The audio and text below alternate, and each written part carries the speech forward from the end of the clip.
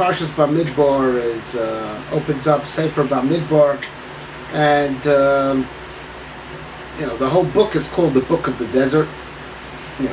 And its alternate name in Torah Sheba'al Peh, which also is the name that carried over to English, is Chumash HaPikudim, the Book of Numbers, because the Jewish people are counted at the onset of Sefer Bamidbar, both in this week's parsha and next week's parsha. So you have to understand, why desert and numbers, why these are like central themes to what Sefer Bamidbar is all about. The truth is, one cannot help but realize that there's a parallel running between that and the Omer period that's hitting its crescendo, it's hitting its climax. That the Omer period is about counting, it's about numbers, and it's about counting up to the Torah that was given in the desert. And indeed, it's the very day, the next day after we read Chumash Bamidbar in Shul, is Rosh Chodesh Sivan, which is the day that the Jewish people arrived in Midbar Sinai, and 6 days later they got the Torah at Har Sinai. So there's definitely this idea that numbers and the desert, they go with each other. And there's a real parallel between the parshas that we're reading now and the season that we're in. To understand this relationship and how Sefer Bamidbar, Parshas Bamidbar, speaks about concepts that relate to Omer, Midbar Sinai, and the receiving of the Torah. One has to wonder that it's really a sort of an oxymoron that the Jewish people should be counted in the desert. Another thing that's spoken about in these parshas is the order that they traveled in. There's like an orderly pattern of how they were encamped. Right? The desert was not meant to be their permanent residence. They were there temporarily. They always meant to just be there temporarily. They're going to get the Torah, and they're going to move on to Eretz Yisrael. They're in transit. The people are in transit, right? So it doesn't make sense, you would think, that this should be the place to conduct a census, because anyway the people are in transit. It wouldn't properly reflect, population growth or anything like that, because they're living in a very temporary type of situation. The proper time to conduct the census is, every few years when people are in their permanent mode of life, and you'll see how it's working out and how the population is shifting, not when they're in a situation that's by definition temporary.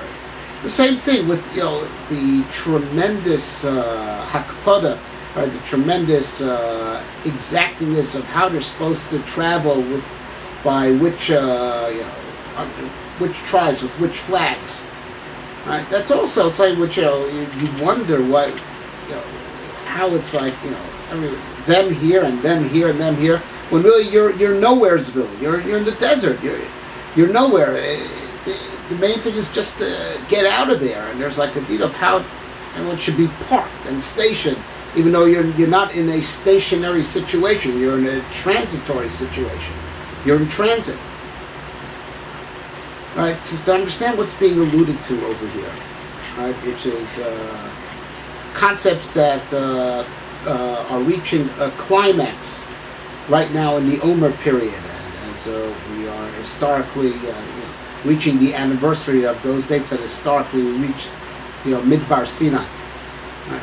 The concept of a desert is no space, right? Because it's not civilization. People are not meant to actually live there. It's nowhere. And nowhere is a sin of saying like no space, right? Because it's not a particular place, the desert, because it's not particular places that there's a certain type of settlement there, a certain type of civilization there. And the desert is by definition where there isn't. There's a place where there's no order, not any type of order whatsoever, desolate. So it's a concept like being nowhere. So nowhere, is the concept of also, if applied to the human being, of humility, right? That the person who is humble He doesn't view himself as a finished product. The concept of being nowhere could also be viewed as being with God himself, which was indeed the state that they had with the desert, that they had perpetual miracles in their midst. They were perpetually surrounded by the clouds of glory. They were perpetually receiving sustenance in a supernatural way, because a person cannot naturally survive in the desert.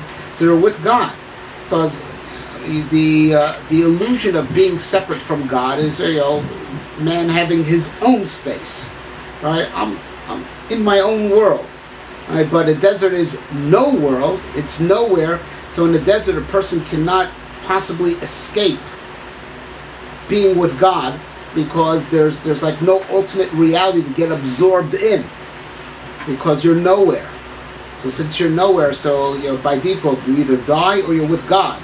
And since Jewish people are not going to die, they're going to be sustained by God, so they're being sustained by God in a way that they perpetually remain connected to Him. Because that's what desert represents, and that's why it's one of the reasons that the Torah had to be given in a desert, because Torah's connection with God. So the Maharal says this, that the desert parallels, it's a certain philosophical parallel to what the Torah wants to accomplish. The Torah is supposed to bond man to God. That's what the Torah does. In a desert, a person cannot help feeling bonded to God.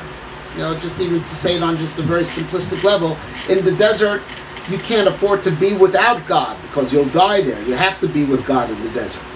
The desert is not a place that it could allow a person to forget about God and be absorbed in his own world, because there is no world there. And that's why the Torah, which is supposed to make man forever conscious of God, forever bonded to God, has to be given in the desert. That's what desert represents. But there's, but this being tremendously humble and tremendously always aware of God and always bonded to God, one could think could come at the expense of individuality. And individuality is necessary for the Torah, because the Torah was given for us to accomplish with. We do the mitzvahs and we make tikkun. We fix ourselves and we fix the world. There's supposed to be a sense of self also with the Torah. The Torah is not complete in its giving a man a tremendous sense of God consciousness that causes man to forget about himself. Because the Torah is what man is meant to work with also. It's a mission that's incumbent upon us, and there has to be a sense of self. There's me and my mission. So that's why also there's a concept that this duality, even though in the desert, but still every man has his number. We're being counted. You have a number. And we explained in our Sphira series, right, that in halacha, when something gets its own number, it becomes something important. That if you get mixed even in 1,000, it's not batal. Davar shebaminyan eino batal. Something that's important enough that you sell it by number, that you raise the price per unit. All right, it's important enough that it's, each one is counted. So something that's important enough to get its own number is something that's not batal.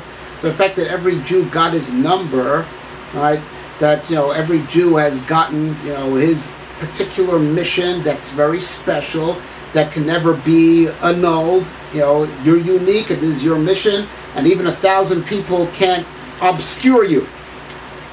Like Davar Shmei, not feel be'elef eino batal. Right, but that's necessary for Torah. A person has to feel this is my mission that the Torah gave me, and this is my unique contribution that I can make if I work with the Torah, that no one else working with the Torah can do. As every man gets his number. And that's also that they had everyone, even though you're in a desert where the concept of boundaries is irrelevant, they had their boundaries, that these tribes here and these tribes here, everyone within their boundary, everyone has his unique portion, where this is my portion, this is my chelek, this is me, this is my mission, this is my chelek, and that's necessary for the Torah also. But you need the sense of individuality and the sense of, I have my portion of reality that I have to fix, and I have me that I have to fix, and I have my accomplishment that I have to make.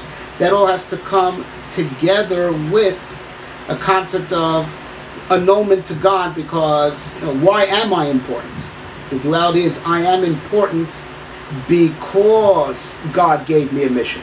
So as there's no contradiction between my being bonded to God and my individuality, because my tremendous importance as an individual comes from God.